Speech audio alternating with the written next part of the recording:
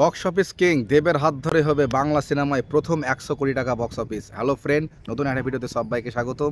আমি মাইজ। এখন কথা বলবো বাংলা সিনেমার বক্স অফিস নিয়ে।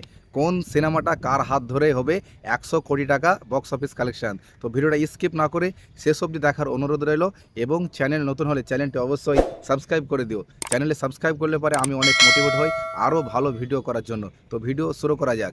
বাংলার ইন্ডাস্ট্রিতে, টলিউড ইন্ডাস্ট্রিতে অনেক অভিনেতা আছে, তার মধ্যে উল্লেখযোগ্য হাতে গোনা কয়েকটা, মুষ্টিমেয় কয়েকটা। প্রথমে আসে প্রসেনজিৎ চট্টোপাধ্যায়, জিৎ, দেব, অঙ্কুশ। এই কটাই কিন্তু মেন। তাছাড়া অনির্বাণ, আবির, এদের কথা সোহম মানে বাঁয়ে রাখছি। এরা ওই লেভেল অবধি কিন্তু বক্স অফিস নিয়ে যেতে পারবে, 10 কোটি টাকায় নিয়ে যেতে পারবে। এটাই কিন্তু কেউ ধারণার বাইরে এটা। তো বাংলা থেকে দুজনের নাম সব থেকে যেটা আসে সেটা হচ্ছে জিৎ এবং দেব। প্রথমে জিতের কথাই বলি। বাংলা সিনেমায় 100 কোটি টাকা বক্স অফিস করবে জিদ্দা। প্রথমে জিদ্দার কথাই বলছি। তো এরকম কন্টেন্ট এখনও কিন্তু জিদ্দার হাত ধরে কিন্তু আসেনি। এসছিল বেশ কয়েকটা, কিন্তু লাস্ট সিনেমা করেছে জিদ্দা, যেগুলো প্যান ইন্ডিয়া কিন্তু রিলিজ হয়েছিল। চেঙ্গিজ যাদের মধ্যে অন্যতম চেঙ্গিজ। তো চেঙ্গিজও কিন্তু বক্স অফিসে মুখ থুবড়ে পড়েছিল, সেটা আমরা দেখতে পেয়েছি। হ্যাঁ, তো হিন্দি বেল্ট থেকে হাতে গোনা তো 2 কোটি থেকে 3 কোটি টাকা ইনকাম বক্স অফিস। তো 10 কোটির আশপাশের মধ্যে কিন্তু রয়ে গেছিলো চেঙ্গিজের বক্স অফিস কালেকশন। আর প্রসেনজিৎ চট্টোপাধ্যায়ের কথা বলি, তিনি কিন্তু সিনিয়র, তো তার কথা আমি দ্বিতীয় রাখছি। যেহেতু টলিউড মেন স্ট্রিম সিনেমার দিক দিয়ে কিন্তু জিদ্দা সর্বপ্রথম কিন্তু যে নামটা আছে সেটা হচ্ছে জিতের নাম, তাই জিতের নামটাই সর্বপ্রথম বললাম। এবার বলি প্রসেনজিৎ চট্টোপাধ্যায়ের কথা। প্রসেনজিৎ চট্টোপাধ্যায়ের আছে ভালো সিনেমা হয়, কিন্তু ওই লেভেল অবধি কিন্তু যাবে না। এই নিয়ে কিন্তু আমার চ্যানেলে একটা ভিডিও আছে, এটা অন্য ধরনের ভিডিও, তো এটা একটু অন্য ধরনের ভিডিও, তাই ভিডিওটা স্কিপ করে চলে যাও না। চ্যানেলে থাকার অনুরোধ রইল, স্কিপ না করে ভিডিওটা শেষ অবধি দেখার অনুরোধ করছি। এবং সর্বশেষ যে নামটা বললাম, যার নাম দিয়ে কিন্তু ভিডিওটা এন্ট্রি করেছি আমি, এন্ট্রি শুরু করেছি, সেটা হচ্ছে বক্স অফিস কিং দেব। তো এই দেবের হচ্ছে 1 নম্বরে কিন্তু বক্স অফিস, বাংলা টলিউডে কিন্তু 1 নম্বরে রয়েছে দেব। তো এই দেবের হাত ধরেই হতে পারে বাংলা সিনেমায় 100 কোটি টাকা বক্স অফিস কালেকশন। তো দেবদার যে সিনেমাটা আসছে, পরবর্তী সিনেমা আছে টেক্কা এবং তারপর আছে খাদান। টেক্কার অলরেডি কিন্তু আজকে মেন আপডেট কিন্তু চলে এসছে। 8ই অক্টোবর এ মাস, তার পরের মাসে কিন্তু রিলিজ হচ্ছে দুর্গাপুজোতে, সৃজিত মুখার্জি পরিচালিত। তো এই সিনেমাটা 100 কোটি টাকা বক্স অফিস করবে, এটা ধারণার বাইরে, এটা স্বপ্নের বাইরে, এটা হতেই পারে না। হয়তো 10 কোটি টাকার আন্দাজ থাকবে, যেহেতু পুজোর টাইম বক্স অফিস, প্রত্যেকটা সিনেমা কিন্তু বক্স অফিস ভালো হয়। শুধু ভালো হিরো হলেই যে ভালো বক্স অফিস হয় সেটা না, যে পুজোর টাইমে যে সিনেমাটা আসুক না কেন সেই সিনেমাটা কিন্তু মোটামুটি ভালো একটা কালেকশন হয়। আর যদি দেবজিতের সিনেমা হয় তাহলে তো বলা বাহুল্য, সেটা কিন্তু একটা ভালো মোটা অঙ্কের বক্স অফিস কালেকশন আসবেই, এটা স্বাভাবিক। তো টেক্কা আমি মনে করছি না যে একেবারে হাই লেভেলের বক্স অফিস কালেকশন হবে এবং দেবদার হাত ধরেই প্রথম 100 কোটি টাকা বক্স অফিস কালেকশন হয়ে যাবে, এটা ইম্পসিবল। টেক্কার মাধ্যমে কোনোদিন হতে পারে না। বাট টেক্কা সিনেমাটা একটা বাংলা ফিল্ম ইন্ডাস্ট্রি ভালো, কিন্তু একটা বাংলা সিনেমা দর্শক ভালো কিন্তু একটা সিনেমা পেতে চলেছে সৃজিত মুখার্জির পরিচালনায়, দেবের অভিনয়ের মাধ্যমে। এবং সাথে আছে রুক্মিণীর মিত্র। আজকে কিন্তু রুক্মিণীদের এই যে ফার্স্ট লুকটা কিন্তু চলে এসছে, এখানে খুব ক্যারেক্টার যে লুক এটা কিন্তু চলে এসছে। এখানে রুক্মিণীর নাম মায়া। তো খুব ভালো লেগেছে ছবিটা সব মিলিয়ে, কিন্তু এটা কিন্তু এর আগে কিন্তু রিভিল হয়ে গেছিলো ছবিটা।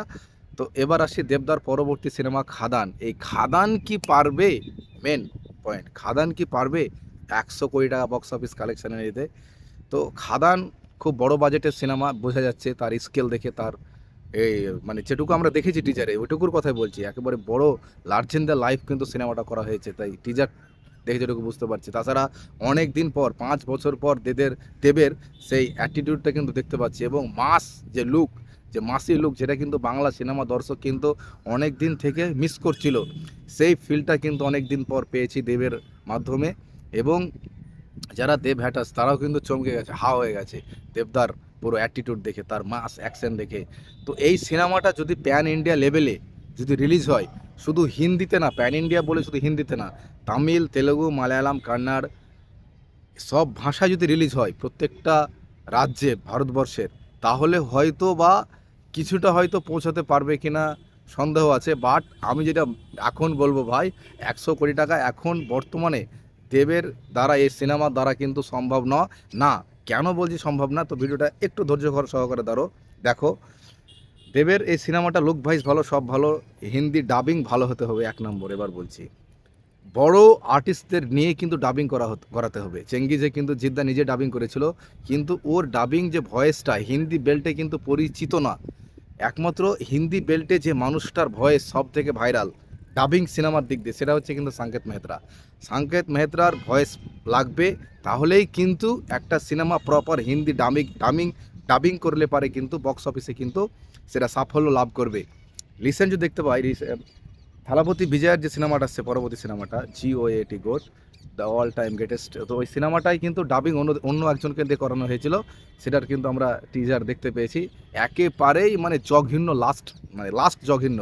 তো তার জন্য আবার কিন্তু আবার কিন্তু রিটার্ন কিন্তু সেই সাঙ্কেত মাহাতারকে দিয়েই কিন্তু ডাবিং করানো হচ্ছে, এবং অলরেডি বোধহয় করা হয়ে এলো এর মধ্যেই। তো তাই বলছি, হিন্দি বেল্টে ডাবিং করে যদি সিনেমা রিলিজ করতে হয়, দেবের সিনেমা বা জিতের সিনেমা, এখানে দেবের সিনেমায় খাদানের কথাই বলছি, তাহলে প্রপার ডাবিং যারা আছে, ডাবিং আর্টিস্ট আছে সাঙ্কেত মেহতা, তাকে দিয়েই কিন্তু ডাবিং করাতে হবে প্রপারভাবে। তাহলেই কিন্তু হয়তো মানুষ, তার ডাবিংয়ের কিন্তু ফ্যান আছে সাঙ্কেত মেহতা, তাহলে কিন্তু পুরো প্যান ইন্ডিয়া জুড়ে কিন্তু একটা মাইলস্টোন কিন্তু কাজ করবে, এটা আমি 100% বলছি। এবং আমার এই কথার সাথে কারা একমত তারা অবশ্যই চ্যানেলে কমেন্ট করে দিও আমার ভিডিওর নিচে। আর যেটা এবার হচ্ছে সাউথ ইন্ডিয়ায় কিন্তু সেইভাবে হিন্দি সিনেমা কিন্তু চলে না, তাদের অরিজিনাল যে ভাষাটা সেখানে কিন্তু তাদের ওই সিনেমাটাই চলে। যদি তাদের ভাষায় যদি রিলিজ করা হয় এখানে, চেন্নাই বা কেরালা বা হায়দ্রাবাদের বা ব্যাঙ্গালুরের কথা বলছি, এইখানে যদি রিলিজ করা হয় তাহলে কিন্তু সে মানুষ কিন্তু দেখবে।